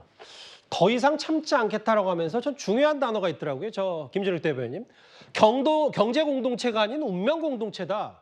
이거 저희가 어떻게 해석하면 돼요? 무슨 말이에요? 그러니까 지금 검찰이 문다혜 씨를 넘어서 문 전 대통령까지 겨냥하고 있는 것이 저 경제 공동체론을 가지고 공략하고 있는 거 아닙니까? 예. 그 경제 공동체라는 게 지난 박근혜 전 대통령과 최순실 사건 때 윤석열 대통령이 당시 검찰 신분이셨을 때 만들어냈던 논리 아닙니까? 두 사람의 관계는 하나의 경제를 공유하고 있는 공동체이기 때문에 어떤 한 사람이 그 받은 뇌물은 바로 이쪽 사람에게도 그것이 뇌물죄로 적용될 수 있다. 그런 논리로 적용됐던 것이기 때문에 지금의 문다혜 씨에게 그 혜택이 주어졌다면 그것이 문 전 대통령이 직접 수수한 뇌물이나 다름이 없다라는 것으로 지금 공격하고 있는 거죠. 예. 그런데 지금 문다혜 씨가 얘기하고 있는 것은 그렇게 아무리 공격을 해봐야 예. 아빠하고 나하고는 가족이고 그런 운명 공동체다라는 것으로 지금 얘기를 하고 있습니다. 제가 이 대목에서 한마디 좀 드려야 될 부분은 뭐냐면 이 검찰의 법 적용이 정말 모두에게 공평하게 되고 있는 것이 아닌가, 선택적으로 적용되고 있는 것은 아닌가, 이런 한번 저희 취지를 말씀을 좀 드려야 될 것 같아요. 예. 문 전 대통령의 전 사위인 서모 씨가 받은 월급이 갑자기 뇌물로 둔갑을 합니다. 그렇게 되면 그 이유 중에 하나가 이게 뭐 생활비를 지원받았기 때문에 독립생계를 영위하지 못한 상태에서 받은 거기 때문에 뇌물이라고 얘기를 하고 곽상도 전 의원이 50억 클럽이라는 이름으로 해서 그 아들이 받은 50억은 독립생계가 유지가 되었다라는 이유로 해서 이건 뇌물죄가 무죄가 나요. 이런 것들이 지금 과연 이 경제 공동체라는 이론으로 모든 사람에게 공익이 적용되고 있느냐, 또는 김건희 여사와 윤석열 대통령은 그럼 경제 공동체가 아니냐, 이런 얘기까지 나오는 상황이다 보니 이 부분에 대한 논란이 많아지는 것이다. 저는 이렇게 보고 있습니다. 그런데 뭐 5천만 원 뭉칫돈을 왜 지인톡에서 김정숙 여사가 딸인 문다혜 씨에게 보냈냐, 그 시점 여부를 따라서 그런 부분도 검찰이 들여다보고 있는데 문 전 대통령 측은 이렇게 반박하고 있습니다. 김정숙 여사가 딸에게 뭉칫돈 전달해. 뭐 제주도 집을 사는데 뭉칫돈을 전달했다라는 건데요. 정말 교묘하고 악랄한 수법인데 돈이 갔던 걸 사실이라고 한다 치더라도 시기가 대통령 퇴임 이후입니다. 5천만 원을 입금했다 뭐 이런 거 아닙니까? 예, 얼마가 왜 입금됐고 어떤 절차를 거쳤는지 따져봐야 되겠습니다만 간명하게 시기 하나만 놓고 보면 퇴임 이후에 벌어진 일을 논두렁 시기에 받았다, 뭐 했다 이런 식으로 계속 망신 주고 모욕 주게 하는 겁니다. 근데 이제 제가 문다혜 씨가 어제 밤 자정쯤에 올렸던 그 경제 공동체가 아닌 운명 공동체란 말을 좀 곱씹어 봤는데 단순히 이해가 좀 안 되면서도 이런 부분인 것 같아요. 왜냐하면 검찰이 들여다보고 있는 게 윤기찬 부위원장님, 그 독립생계 본인 힘으로 경제 활동이 안 되니까 이게 시쳇말로 아버지 빼기든 입기든 뭔가 도움 받았으니까 경제 공동체, 그래서 제3자 뇌물죄가 아니라 직접 뇌물죄까지 검토할 수 있는 거 아니냐. 근데 운명 공동체라면 실제로 본인 스스로가 독립생계가 아닌 걸 실제로 말만 보면 인정한 거 아닌가, 뭐 이런 생각도 들어서 제가 드리는 질문이거든요. 그러니까 저희가 뭐 직관적으로 느끼기에는 경제 공동체보다 더 상위 개념이 운명 공동체죠. 그렇기 때문에 운명 공동체라는 것이 본인의 경제 공동체라는 주장을 뒤엎기 위해서 한 말은 아닌 것 같고, 저는 운명 공동체라는 부분은 이제 야당에 대해서 한 말로 저는 이해를 했어요. 그러니까 경제 공동체에 대한 건 검찰의 주장에 대한 반박이면서 야당에 대해서 이거 왜 안 도와주냐, 그 이유가 뭐 아무도 없는 숲 속에 큰 나무 하나가 쓰러지면 큰 소리가 났겠느냐 안 났겠느냐 이런 말을 했잖아요. 분명히 났죠. 이렇게 큰 소리가 남에도 불구하고 민주당은 왜 모른 척하느냐, 이 얘기를 아마 처음에 이제 주장을 했던 거죠. 그렇기 때문에 민주당이 SOS를 쳤고 여기에 이재명 대표가 반응을 했죠. 그래서 이 정치보복 수사다라는 멘트를 했습니다. 한동훈 당대표와의 회담에서. 그렇기 때문에 이제 그 문다혜 씨 입장에서 보면 이재명 대표의 말이 나왔기 때문에 우리는 운명 공동체다라고 한 더 나아간 겁니다. 따라서 같이 대응하자. 이런 식으로 진영의 논리로 이제 본인에 대한 수사를 막고자 했던 것으로 저는 해석을 했고 경제 공동체 관련해서는요. 저것은 몇 가지의 징후가 있어요. 지금 아까 김정숙 여사께서 돈을 5천만 원을 누구 이름으로 보냈는지가 중요한 게 아니고 왜 그걸 몰래 보내죠? 다른 사람 통해서 보내는 이유가 그렇다면 이걸 도와주고자 하는 거잖아요. 뭐 증여세를 냈을 리는 없고 그러면 도와줬다는 건 뭡니까? 이게 분명한 거래에 법률적 원인이 없음에도 불구하고 줬다는 의미는 이거는 뭐 생활비를 줬다는 거 아니겠어요? 집을 사든 어쨌든 간에. 그럼 경제 공동체 하나 징후라는 것이고 또 하나는 이제 문다혜 씨가 돌아오셔서 그 청와대 거주합니다. 이것 또한 경제 공동체 하나의 또 징후가 될 수 있는 거죠. 그렇기 때문에 이런 경제 공동체의 의미는 뭐냐면 이분이 생활하는 생활비를 문재인 대통령께서 주셨기 때문에 그 생활비를 대신 납부한 취직을 통해서 납부한 이상직 의원의 그런 것은 대가 관계에 있는 뇌물 제공이다. 이렇게 이제 법률적 판단한 것이고 거기에 따른 이제 여러 가지 비법률적 용어가 경제 공동체라는 것이죠. 그러니까 법적인 부분도 그렇고 저도 이제 계속 그 어제 자정에 즈음에 문다혜 씨가 썼던 이 글을 실제로 아버지와는 어느 정도 교감을 한 뒤에 썼는지 왜냐하면 뭐 이쯤 가면 막 하자는 게 과거 노무현 전 대통령의 검사와의 대화 그 말을 인용하면서 이제 검찰의 수사를 비판하는 건데 그게 뭐 사무실이든 뭐 별장이든 집이든 아니죠. 별장은 뭐 문 전 대통령 측이 별장이라고 해서 더 쉬운 거지 보도가 그렇게 나간 거지 별장은 아니고 뭐 제주도의 공유 숙소다 이런 얘기를 했는데 근데 이게 영장이 법원에서 어쨌든 발부해서 수사에 가치가 있기 때문에 진행이 된 거지 이상직 전 의원 처분 이후에 급물살을 타는 거고 이제 모든 것들이 검찰만 비판하고 있다. 사법부에 대한 얘기는 없고 이런 부분도 최진봉 교수님 여러 가지 얘기들이 좀 나오고 있거든요. 일단 사법부가 어떤 판단을 하는 것에 대해서 일단 존중해야 한다고 생각해요. 물론 비판을 할 수 있다고 봅니다. 그게 뭐 잘못된 판단을 할 수 있는 거고 판사가 신이 아니니까. 다만 이제 그런 부분에서 영장이 발부해서 조사를 한다면 그럴 수 있죠. 근데 그것이 과연 이제 그렇다고 해서 범죄로 바로 성립되는 건 아닙니다. 영장을 발부해서 압수수색을 하거나 아니면 조사를 하거나 뭐 계좌를 보거나 이렇게 했다고 해서 그게 범죄로 바로 성립되는 건 아니잖아요. 지켜봐야 한다고 저는 생각을 하고요. 저는 이제 문다혜 씨가 운명 공동체로 쓴 이유를 저는 개인적으로 해석하기를 이거는 문재인 전 대통령을 향한 수사다라고 보는 거예요. 그러니까 실제로 문다혜 씨랑 문다혜 씨 가족을 지금 수사를 하고 있지만 결국은 검찰이 지금 문재인 전 대통령을 겨냥해 수사를 하고 있고 문재인 전 대통령을 뭔가 뇌물죄 같은 걸로 씌워서 처벌을 하려고 하는 거 아니냐 이렇게 지금 우려하고 있다고 저는 보여지고요. 그리고 이제 경제 공동체라는 문제가 경제적으로 예를 들면 아버지가 자녀에게 돈을 지급하고 오늘 뭐 생활비를 지원하는 게 경제 공동체라고 저는 보진 않습니다. 예를 들면 가족들 중에 자녀가 어려워서 부모님 중에 부모님들이 증여나 아니면 다른 방법으로 돈을 지급할 수 있죠. 근데 그게 경제 공동체라고 묶을 수 있는 건 아니라고 보고요. 그런 점에서 본다고 하면 문다혜 씨 관점에서 운명 공동체라는 의미는 이 모든 수사의 초점은 내가 아니라 문재인 전 대통령을 향하고 있다는 걸 강조하고 싶어 한 얘기라고 생각합니다. 이제 문다혜 씨의 SNS 글 얘기까지 정치권의 파장이 있어서 문 전 대통령 일가 수사와 속보와 함께 하나하나 짚어봤습니다.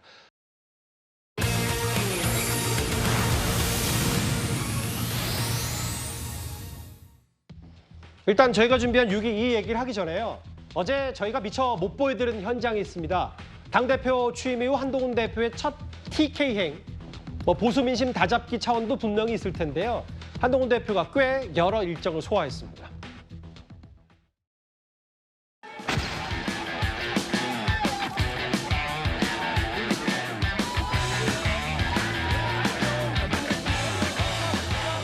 안녕하세요. 반갑습니다. 대표님 사랑합니다. 자, 내려가세요.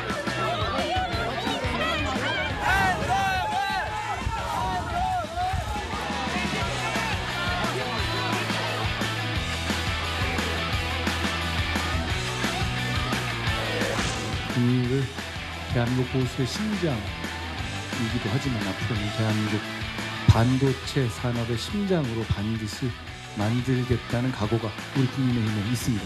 삼성의 반도체 산업이 출발되는 곳이 바로 여기 아닙니까? 예. 아니 그러니까 그렇지만 여기서 그렇죠. 그러니까 그 휴대폰을 만들어내는 그래서 삼성이 한 단계 올라갈 단계에 있어서 결국은 구미가 했던 역할이 대단했습니다. 예. 고맙습니다. 대표님, 고맙습니다. 죄송합니다. 셀카. 고맙습니다.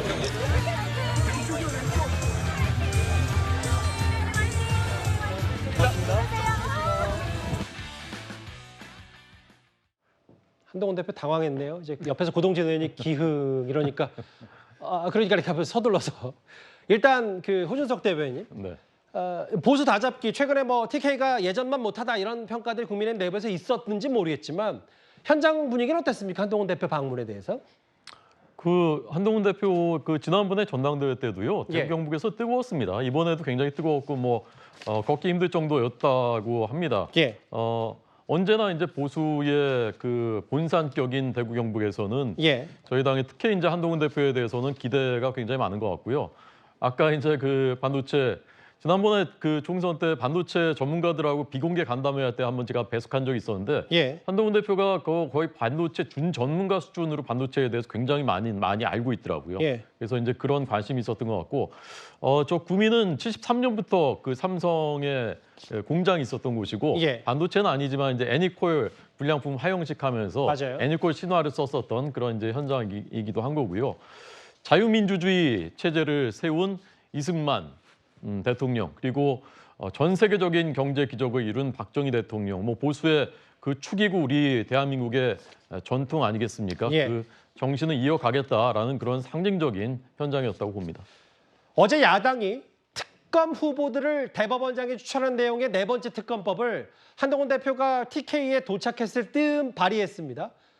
오늘 국민의힘에서는 이거 형식만 제3자 추천 아니냐 반대 입장을 내놨습니다.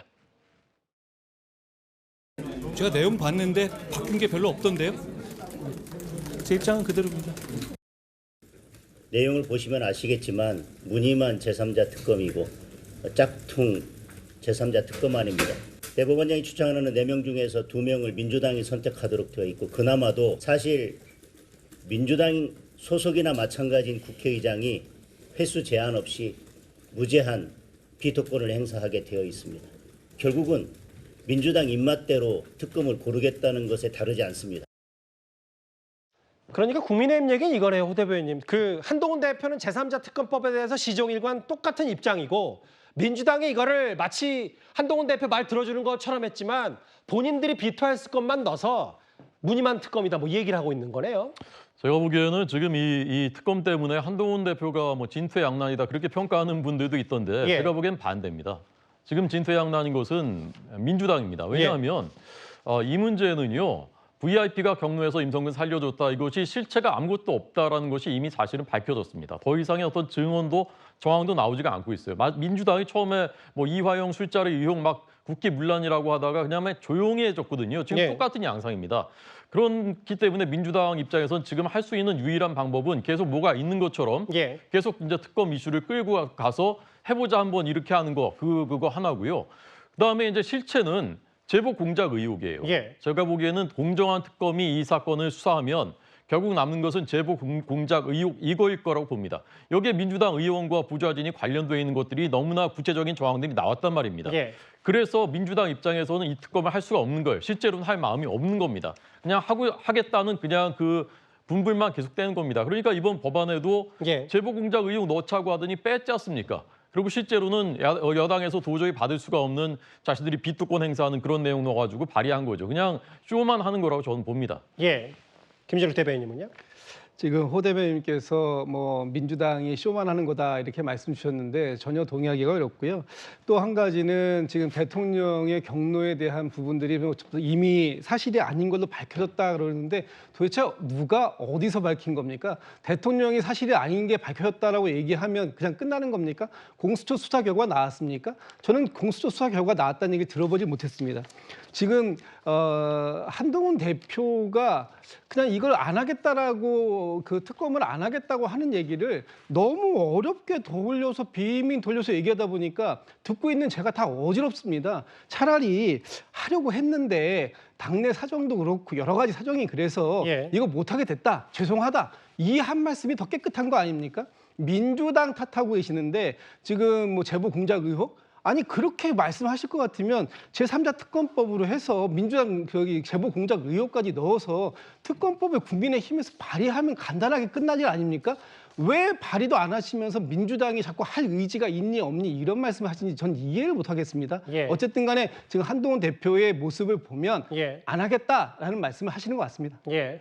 두 분의 입장 잘 들었습니다. 알겠습니다. 짧게 20초만 정해 주십시오. 시간을 본인이 정하시네요. 말씀하십시오. 예. 더 주시면 좋고요. 예. 왜 그게 이제 사실이 아니냐 근거를 대라고 하시는데 예.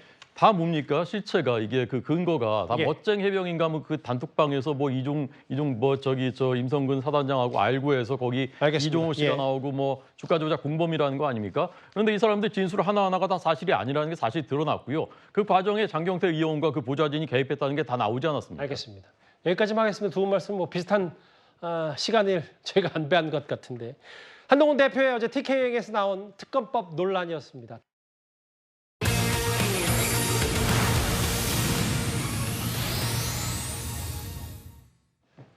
최근 원래 가뜩이나 경제난이 심각한데 수해까지 겹치면서 이중고를 겪고 있는 북한입니다. 리일규 전 북한 대사관 참사가 어제 통일부가 주최한 포럼에 참석했는데 이런 말을 했습니다. 한번 들어보겠습니다. 김정은 위원장이 올라서자마자 제일 먼저 한 게 부정부패와의 전쟁을 선포를 했습니다. 간부들의 생존 방식은 뇌물입니다.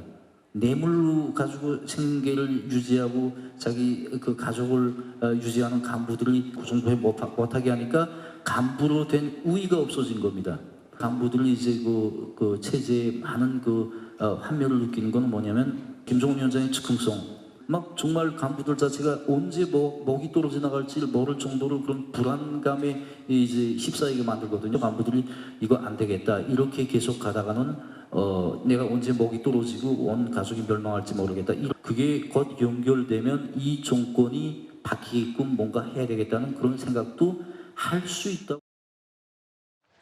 최근에 북한의 내부 실상을 낱낱이 공개하는 스피커 역할을 하고 있는 바로 리일규 참사 얘기인데요. 최근에 저희가 몇몇 인터뷰를 다 종합해서 말씀드렸지만 특히 어제 저 발언이요. 그 호준석 대변인. 네네. 북한 간부들은 김정은의 즉흥성의 한면을 느꼈고 이미 충성심은 30년 전에 사라졌다. 이 얘기는 다소 충격적입니다. 충격적인가요? 제가 느끼기에는요. 예. 이게 리일규 참사가 와서 굉장히 몰랐던 얘기를 하는 거는 저는 아니라고 생각해요. 예. 그러니까 여러 가지 이제 정황과 증언을 통해서 그렇겠구나라고 생각했었던 것들이 있는데 예. 그것을 이제 구체적으로 다시 한번 저는 확인해주는 그런 그 가치가 있다고 생각하거든요. 재확인이요? 네, 예.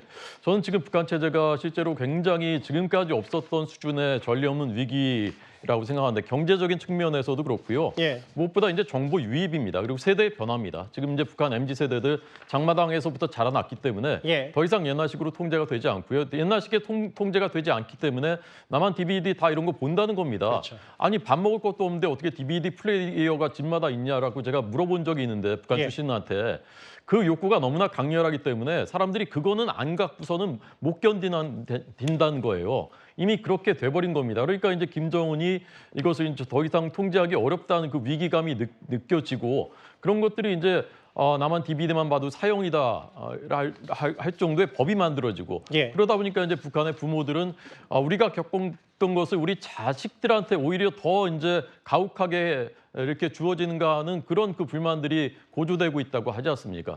저는 이런 전반적인 정황을 봤을 때 예. 이번에 윤석열 대통령께서 광복절 경축사에서 통일의 주체로 북한 주민들을 명시하고 예. 그런 것들이 이제 또 정보 유입 통해서 8.15 독트린이 북한 주민들한테 가면은 북한 주민들한테 굉장히 큰 감흥이 될 것이다. 아까 리일규 참사가 얘기하더라고요. 예. 그런 맥락에서 지금 한반도의 상황을 봐야 된다고 봅니다.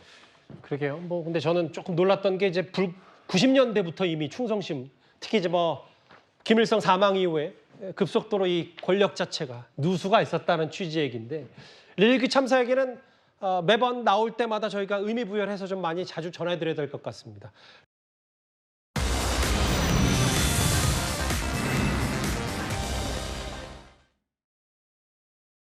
언젠간 수면 위로 분명히 올라올 것이다 라고 했는데 돌아오는 대답이 너 아카데미 아니고 내 아카데미잖아. 저는 그걸 숨기는 걸 원하지 않았거든요. 아이한테 가서 없었던 일로 하자. 이게 저는 싫었어요. 너 그냥 가만히 있으래요. 굉장히 해결을 많이 해줄 것처럼 전청조가 했기 때문에 제가 의지를 많이 해서 이런 일이 발생됐던 것 같아요. 이제 와서 네가 그랬네 내가 그랬네 이렇게 서로 미루는 이 상황이 너무 어이가 없고요. 제일 먼저 사죄하는 게 저는 순서라고 생각하거든요. 나중에는 뭐 남현희, 전청주 두 사람의 사생활 논란으로 번져서 그렇지 이 사건 다 기억하실 겁니다. 작년에 남현희 씨가 운영하던 펜싱 학원에서 벌어진 이른바 미성년 성폭력 사건을 방관했던 의혹, 이거에 대해서 서울시 체육회 결과 하나가 나왔습니다. 허주연 변호사님. 자격정지 7년. 지도자 자격정지 7년이 나왔네요. 그렇습니다. 그런데 이게 첫 처분은 아니고요. 원래는 제명 결정이 있었는데 남현희 씨 측에서 이 징계가 과도하다라고 하면서 재심을 청구를 했고 재심이 열려서 자격정지 7년으로 수위가 낮아진 거예요. 지금 징계 수위가 제명 다음에 해임 다음에 자격정지 이런 식으로 낮아지는데 해임도 아니고 자격정지 7년형으로 7년 처분으로 낮아진 겁니다. 징계 사유는 말씀하신 것처럼 이 남현희 씨가 운영하던 펜싱 아카데미 내에서 미성년자를 대상으로 한 성폭력 사건이 벌어졌는데 남현희 씨가 체육 지도자로서 그리고 아동 학대 관련해서 아청법상 신고할 의무자가 있는 신고 의무자로서 체육진흥법과 아청법에 위반해서 이 사실을 안 즉시 수사기관 등에 신고를 해야 되는데 그 신고 의무를 이행하지를 않았다는 거예요. 그런데 뭐 남현희 씨 입장에서는 뭐 할 말이 있을 수 있겠습니다만은 이게 사건 경위를 살펴보면요. 단순히 신고 의무를 해태한 그런 정도가 아니라 사건을 은폐하려는 그런 시도들이 정황상 확인되는 부분들이 있습니다. 예를 들면은 그 사실을 인지하고 있었음에도 불구하고 피해자 어머니가 전화 왔을 때 마치 처음 듣는 얘기처럼 말하는 녹취록이 공개가 됐다라든가 아이에게 어떤 피해자로서 분리 조치를 즉각 가해자와 실시하거나 아이가 이 수사기관에서 어떤 조력을 받을 수 있도록 도움을 주는 것이 아니라 뭐 떡볶이라든가 피자라든가 이런 거 쿠폰 사주고 쇼핑 같이 하고 이런 식으로 하면서 아이를 좀 회유하려는 그런 정황도 있었고 특히 전 연인이었던 전청조가 학부모들 모아놓고 2차 가해성 발언, 명예훼손성 발언을 할 때 그 자리에 동석하고 있으면서도 아무런 제지를 하지 않았던 그런 적도 있거든요. 아마 관련 규정을 제가 살펴봤더니 이게 단순히 인권 침해로서의 3년 이하의 자격정지, 최대 이 규정이 아니라 근무태만, 그러니까 직무태만으로서 10년 이하의 자격정지를 내릴 수 있는 그런 규정이 있거든요. 아마 이 규정 상황에 해당한다고 해석을 해서 중대한 사회적 폐해를 야기했다고 봐서 자격정지 7년이 나온 걸로 보이는데요. 남현희 씨는 불복할 것으로 보입니다. 그러게요. 여기 남현희 씨는 범죄를 저지른 것도 아닌데 중징계다. 지도자 자격정지 7년 얘기. 남현희 씨, 관련 전청주 씨 얘기까지 길지 않게 만나봤습니다. 저희 채널의 단독 취재로 알려진 이 얘기죠.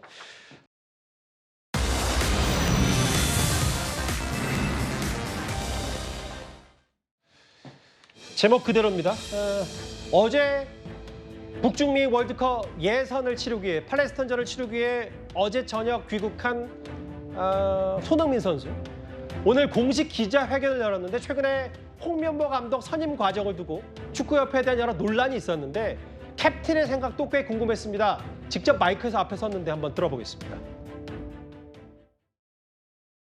감독님의 입장에서는 저는 항상 선장이시기 때문에 부드러워야 할 필요는 없다라고 생각을 하거든요. 그래서 감독님께서 항상 이런 뭐 높은 위치에서 또 선수를 또 카리스마로 또 휘어잡는 또 이런 자세 그런 부분을 감독님을 되게 존중하고 또 이런 부분들도 선수들이 잘 따르면 분명히 거기에서도 저희가 좀 규율적으로 규칙적으로 좀 훈련하고 운동장 밖에서도 생활하는데 충분히 도움이 될 거라고 생각합니다. 주장으로서 팀의 주축 선수로서 홍명보 감독에 대한 평가를 저렇게 내렸다면 허 변호사님 이런 것 같아요. 묘한 인연이라고 해서 10년 전만 하더라도 홍명보 당시 감독은 손흥민 선수 평가를 박하게 내렸는데 오늘 발언이 뭐냐면 손흥민 선수는 지금 한국 축구의 모든 것이다. 라고 홍명보 감독이 얘기를 했네요. 네, 그동안 손흥민 선수가 더 이상 2014년에 레버쿠젠에서 뛰던 손흥민 선수가 아니죠. 대표팀 사령팀이자 주장이자 토트넘 호스퍼의 대표적인 주장 선수로 아주 실력도 좋아졌습니다. 홍명보 감독도 그래서 이번 경기에서 손흥민 활용법에 대해서 굉장히 전향적으로 생각을 하고 있는 것 같아요. 손흥민 선수가 왼쪽, 오른쪽 공격수 그리고 최전방 사실은 공격까지도 커버를 하면서 멀티 공격수로 거듭나긴 했지만 특히 잘하는 부분이 부분이 뭐냐면 왼쪽 공격수로 있고 앞 공간을 활용할 때 정말 역량이 파괴적으로 발휘되는 선수거든요. 그래서 홍명보 감독이 이걸 최대한 활용하겠다는 전략상의 힌트를 살짝 보여줬습니다. 손 선수가 가장 편한 자리에서 뛰게끔 하고 중앙 공격수를 배치를 해서 조합을 멋지게 만들어 보겠다라고 한 건데요. 손흥민 선수의 볼 운반이라든가 플레이 메이킹과 같은 기존의 역할을 넘어서서 손흥민 선수의 공격력뿐만 아니라 대표팀 전체 축구의 방향을 공격력을 강화하는 방향으로 가져가는 전략을 짜는 게 아닌가 저는 이런 생각이 들고요. 첫 출항 어떻게 될지 기대해 보겠습니다. 뭐 팔레스타인전 자체가 우리가 팔레스타인보단 비교 우위에 있기 때문에 전력상 그래서 좀 더 관심사가 손흥민 선수가 A매치 50골을 넘을까, 황선홍 감독을 넘을까도 관전 포인트예요. 그렇습니다. 지금까지 이제 우리나라 선수들 중에 A매치에서 가장 많은 골을 넣은 사람은 차범근 감독입니다. 그렇죠. 58골이고요. 그리고 나서 두 번째가 2등이 지금 황선홍 감독인데 50골이거든요. 근데 지금 손흥민 선수가 48골을 넣었어요. 그러니까 2골이 지금 뒤져 있는 상태인데 만약에 3골을 넣게 되면 단독 2위가 됩니다. 차범근 선수가 1위, 손흥민 선수가 2위가 되려면 3골을 넣어야 되는데 이번에 어쨌든 팔레스타인전에 3골을 넣어서 2위로 올라가는 것을 많은 팬들은 기대하고 있지 않을까 이런 생각이 듭니다. 홍명보 감독의 10년 만에 A매치 복귀전 국가대표팀 감독으로서의 첫 경기 손흥민 선수에 대한 거는 기대도 뭐 무척 많은 것 같습니다. 10위까지만 나팠습니다. 수요일 뉴스 탑10 준비한 소식은 여기까지입니다. 곧바로 뉴스 A도 이어지니까요. 많은 시청 바랍니다. 여러분 고맙습니다.